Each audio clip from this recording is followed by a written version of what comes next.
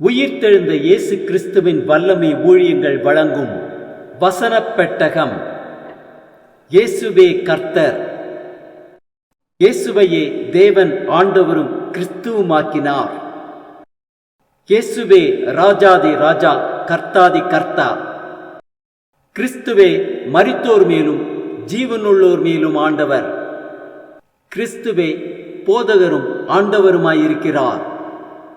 வசனப் பெட்டகத்தின் இன்றைய தின கருப்பொருள் கிருபை. நம்முடைய பிதாவாகிய தேவனாலும் கர்த்தராகிய இயேசு கிறிஸ்துவினாலும் உங்களுக்கு கிருபையும் சமாதானமும் உண்டாவதாக. கிருபையை குறித்ததான வேத வசனங்களை பார்க்கலாம். 2 தீமோத்தேயு 1:9 வாசிக்கிறோம், அவர் நம்முடைய கிரியைகளின்படி நம்மை ரட்சியாமல் தம்முடைய தீர்மானத்தின்படியும் ஆதி காலம் முதல் கிறிஸ்து இயேசுக்குள் நமக்கு அருளப்பட்ட கிருபையின்படியும் நம்மை ரட்சித்து பரிசுத்த அழைப்பினாலே அழைத்தார். யோவான் 1:14 வாசிக்கிறோம், அந்த வார்த்தை மாம்சமாகி கிருபையினாலும் சத்தியத்தினாலும் நிறைந்தவராய் நமக்குள்ளே வாசம் பண்ணினார்.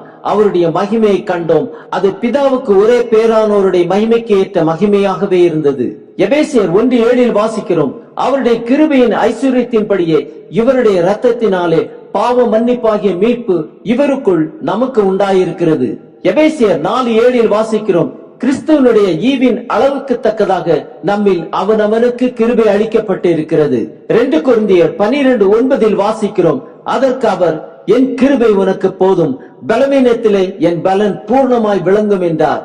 ஆகையால் கிறிஸ்துவின் வல்லமை என் மேல் தங்கும்படி என் பலவீனங்களை குறித்து நான் மிகவும் சந்தோஷமாய் மேன்மை பாராட்டுவேன்.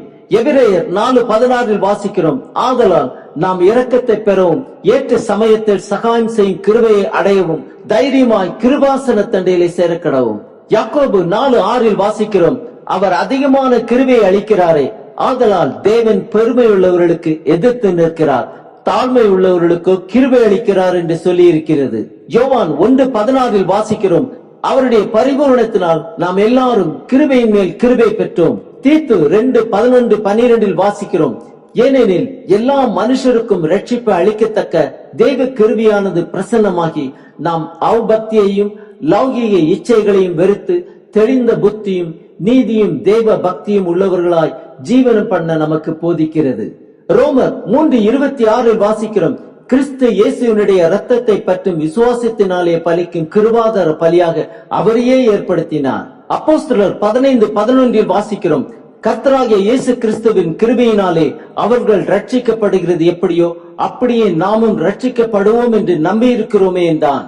எபேசியர் 2:8-9 வாசிக்கிறோம், கிருபையினாலே விசுவாசத்தை கொண்டு ரட்சிக்கப்பட்டீர்கள், இது உங்களால் உண்டானதல்ல, இது தேவனுடைய ஈவு, ஒருவரும் பெருமை பாராட்டாதபடிக்கு இது கிரியைகளினால் உண்டானதல்ல. தீத்து 3:6-7 வாசிக்கிறோம், தமது கிருபையினாலே நாம் நீதிமான்களாக்கப்பட்டு நித்திய ஜீவன் உண்டாகும் என்கிற நம்பிக்கையின்படி சுதந்திரராகத்தக்கதாக அவர் நமது இரட்சகராகிய இயேசு கிறிஸ்து மூலமாய் அந்த பரிசுத்த ஆவியை நம்மேல் சம்பூர்ணமாய் பொழிந்தருளினார். ஆம், நம் தேவன் அதிகமான கிருபையை அளிக்கிறவர்.